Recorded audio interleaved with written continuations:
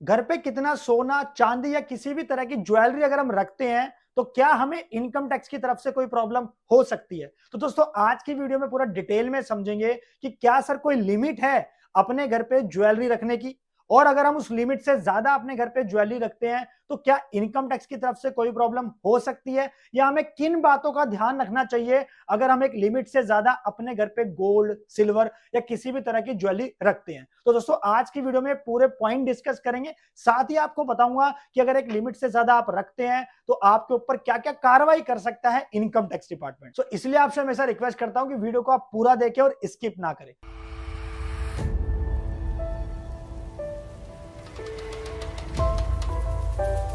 नमस्कार, मैं दीपक बैसला आपका स्वागत करता हूं हमारे YouTube चैनल पर। दोस्तों चैनल पर नए हो तो वीडियोस को लाइक करें, शेयर करें, और अगर आपने अभी तक हमारा YouTube चैनल सब्सक्राइब नहीं करा है तो नीचे लाल बटन उसको दबाएं, साथ ही बेल आइकन को भी प्रेस करें ताकि जब भी कोई नई वीडियो आए तो आप उसे मिस ना करें। और हमेशा की तरह आपसे रिक्वेस्ट करूंगा कि आप हमें बाकी जो सोशल मीडिया प्लेटफॉर्म्स हैं वहां पे फॉलो करें, फेसबुक पर, इंस्टाग्राम, लिंक्डइन और ट्विटर पर। साथ ही हमें ज्वाइन करें टेलीग्राम चैनल पर, सबका लिंक मैंने डिस्क्रिप्शन में डाल दिया है, क्लिक करके ज्वाइन कर ले क्योंकि वहां पे आपको मिलेंगी अपडेट्स फाइनेंस और टैक्सेशन की। तो क्या लिमिट है कि हम कितनी ज्वेलरी, गोल्ड हो, सिल्वर हो, कितना अपने घर पे रख सकते हैं ताकि इनकम टैक्स की तरफ से कोई प्रॉब्लम ना हो? तो दोस्तों पहले इस चीज को समझने के लिए पहले हम समझते हैं कि इनकम टैक्स लॉ के पास ये पावर जो है सीज करने की, सर्च करने की, वो कहां से आती है। देखिए सेक्शन 132 जो है इनकम टैक्स लॉ का कहता है कि कोई भी इनकम टैक्स ऑफिसर या अथॉरिटी, उनके पास पावर है, इनकम टैक्स लॉ के अंदर मेंशन है कि वो आपके यहाँ पे सर्च करके आपके जो भी डॉक्यूमेंट्स हैं, जो भी आपके पास सोना चांदी एसेट्स है, उनको सीज कर सकते हैं। सो ये तो आगे पावर की बात कि हमारे पास इनकम टैक्स अथॉरिटीज या ऑफिसर आके उनको सीज कर सकते हैं, इसमें कोई दो राय नहीं है। लेकिन हमें किन बातों का ध्यान रखना है? पहली बात तो ये, पहले बात करता हूं मैं लिमिट की। देखिए लिमिट के बारे में हमारे पास इनकम टैक्स की प्रेस रिलीज है, ये वाली 1 दिसंबर 2016 की, जिसके अंदर दोस्तों मेंशन है लिमिट की, आप कितनी लिमिट तक अपने घर पे सोना चांदी या ज्वेलरी रख सकते हैं। सो अगर आप एक मैरिड वुमन है, यानी कि एक मैरिड लेडीज है आप, तो उस केस में आप 500 ग्राम तक का अपने ज्वेलरी अपने घर पे रख सकते हैं। ज्वेलरी का दोस्तों मेरा मतलब है गोल्ड हो गया, सिल्वर हो गया, या गोल्ड और सिल्वर से बना कुछ भी ऑर्नामेंट हो गया, उससे कुछ भी बनी चीज है तो आपकी इसमें ज्वेलरी के अंदर काउंट हो जाएगी। अनमैरिड वुमन के केस में कितना हो गया, 250 ग्राम, और एक मेल मेंबर यानी कि चाहे वो मैरिड हो चाहे अनमैरिड हो तो उसके लिए कितना अलाउ है, 100 ग्राम। तो दोस्तों टोटल 850 ग्राम तक की ज्वेलरी आप अपने घर पे रख सकते हो। अब आपका क्वेश्चन होगा सर इस केस में जो लिमिट दे रखी है क्या इसके लिए कोई डॉक्यूमेंट प्रूफ चाहिए?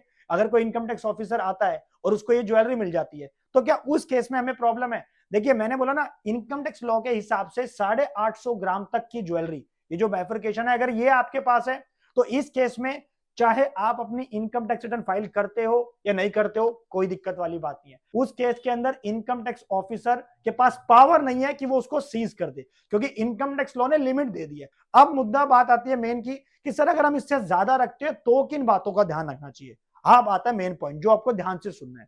अगर मेरे पास ज्वेलरी इस लिमिट से ज्यादा मेरे पास घर में आती है, लेट्स सपोज मेरे पास 1.5 किलो सोना रखा हुआ है घर पे, तो 850 ग्राम तो चलो लिमिट में है, लेकिन जो बाकी का रेस्ट अमाउंट हुआ, यानी कि जो बाकी की रेस्ट ज्वेलरी हुई, उसका एक्सप्लेनेशन आपको देना पड़ेगा। देखिए आपके पास अगर सोर्स एक्सप्लेन्ड है, यानी कि आपके पास वो ज्वेलरी आई कहां से, अगर इसकी एक्सप्लेनेशन आप दे रहे हो और जो इनकम टैक्स ऑफिसर है वो जस्टिफाई हो रहा है, उसको समझ आ रही है कि हाँ भाई आपने बिल्कुल जो एक्सप्रेशन दिया वो बिल्कुल ठीक है, तो उस केस में आपको कोई दिक्कत नहीं है। लेकिन आपको किन बातों का ध्यान रखना है? पहले तो ये कि जो भी आपने ज्वेलरी परचेज करी है, जो भी ज्वेलरी आपके पास आई है, आपके पास उसका सोर्स होना चाहिए। जैसे कि पहली बात कि अगर आपने वो खरीदी है तो आपके पास उसका प्रॉपर बिल होना चाहिए।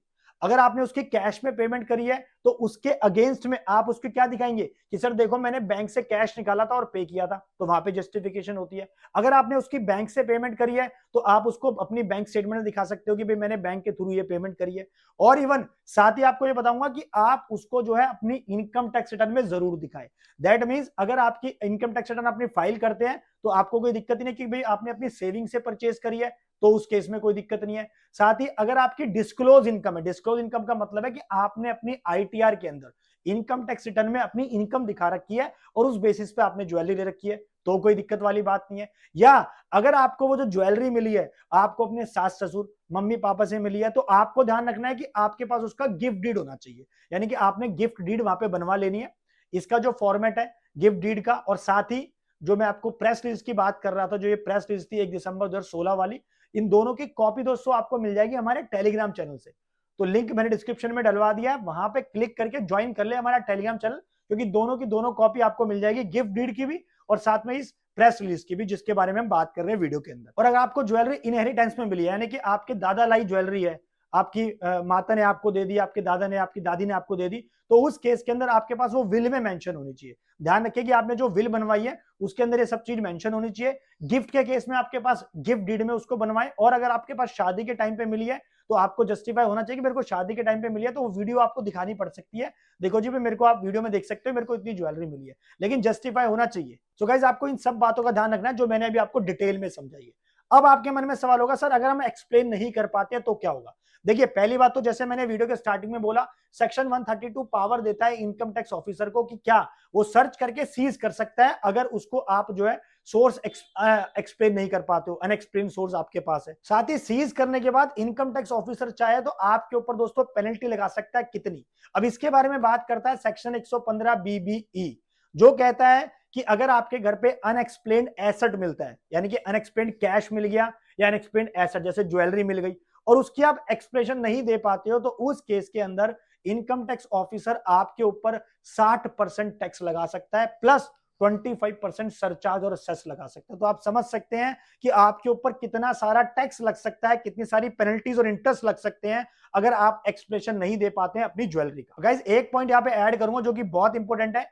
जैसे मैंने बताया ज्वेलरी का मतलब क्या हो गया, गोल्ड हो गया, सिल्वर हो गया, या उनसे बनी कुछ भी चीजें हो गई जैसे ऑर्नामेंट्स वगैरह हो गए, लेकिन इसके अंदर आपके गोल्ड बार कवर नहीं है, यानी कि आपने गोल्ड की जो है सिल्लियां खरीद रखी हैं, बड़ी बड़ी सिल्लियां लाके रख रखी हैं, तो वो सब चीजें इसके अंदर कवर नहीं है। सो गाइज अगर मैं कंक्लूजन की बात करूं तो आप चाहे आईटीआर फाइल करो या ना करो, टोटल अगर मैं घर की बात करूं तो 850 ग्राम आप अपने पास रख सकते हो, जिसमें income tax officer, income tax department, सरकार कुछ भी आपको नहीं बोलेगी। लेकिन अगर आप एक लिमिट से ज्यादा रख रहे हो तो उसके लिए आपके पास प्रॉपर बिल होना चाहिए, प्रॉपर आपके पास पेमेंट अगर आपने करी है तो उसकी रिसिप्ट हो, कैश में करी हो तो कैश निकाला हो, बैंक से करी हो तो बैंक की डिटेल हो। साथ ही आपसे हमेशा रिक्वेस्ट करता हूं कि आप उसको अपनी इनकम टैक्स रिटर्न में जरूर दिखाएं। अब आप पूछोगे सर उसको इनकम टैक्स रिटर्न में कहां दिखाना है, तो आप देख सकते हैं कि हमारे पास शेड्यूल होता है आईटीआर के अंदर, एक आईटीआर का जो हमारा फॉर्म होता है, शेड्यूल होता है, उसके अंदर एसेट्स एंड लायबिलिटीज का, तो वहां पे ज्वेलरी और बुलियन का हमारे पास ऑप्शन आता है, तो वहां पे आप टोटल अमाउंट डाल सकते हो, जिससे कल को अगर सिंपली आपके पास सर्च भी होती है तो आप सिंपली उसको दिखा सकते हो। देखो भी मैंने आईटीआर में अपना जो है गोल्ड दिखा रखा है 10 लाख रुपए का, और ये रहा मेरा 10 लाख का गोल्ड, तो उसमें कोई भी दिक्कत नहीं है। मैंने बताया ना, अगर आप जस्टिफिकेशन देते हो, सोर्स आपका एक्सप्लेन्ड है, तो आप जितना मर्जी चाहे सोना रख सकते हो, जितना मर्जी चाहे सिल्वर रख सकते हो, लेकिन उसका सोर्स आपके पास एक्सप्लेन होना चाहिए। नहीं होगा तो आपके ऊपर पेनल्टी लग सकती है, इंटरेस्ट लग सकता है, और इवन वो जो गोल्ड है, वो जो ज्वेलरी है आपकी सीज हो सकती है इनकम टैक्स डिपार्टमेंट के द्वारा। तो दोस्तों इन बातों का ध्यान रखें कि आप कितना, आप एक लिमिट तक अपने घर पे सोना, चांदी या ज्वेलरी रख सकते हैं। सो आशा करता हूं कि वीडियो आपको पसंद आई होगी और इस वीडियो ने आपको कुछ ना कुछ एक सोल्यूशन प्रोवाइड किया होगा। इसे दोस्तों वीडियो को लाइक करें, शेयर करें और चैनल को सब्सक्राइब करना ना भूलें। नीचे लाल बटन उसको दबाएं ताकि ऐसे वीडियो आपको टाइम टाइम पे मिलती रहे। Thank you.